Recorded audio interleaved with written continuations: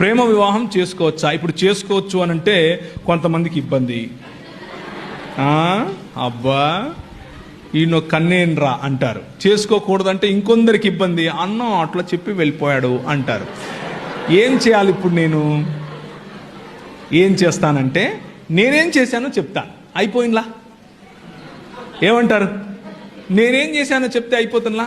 నేను 2000 సంవత్సరం నుండి 2011 సంవత్సరం వరకు మధ్యప్రదేశ్లో ఇందోర్ అనే పట్టణంలో మిషనరీగా ఉన్నాను. మిషనరీగా ఉండి పరిచర్య చేశాను. పరిచర్య చేసే సమయంలో నేను మా పాస్టర్ గారితో కలిసి పనిచేశాను. మా పాస్టర్ గారు చాలా భక్తిపరుడు, చాలా దేవుని రాజ్యం కోసం చాలా కష్టపడతాడు. నేను ఆయనతో కలిసి పనిచేస్తూ ఉంటే వాళ్ళ అమ్మాయి నన్ను పెళ్లి చేసుకో అని నన్ను అడిగింది. నేను మా పాస్టర్ గారికి చెప్పాను.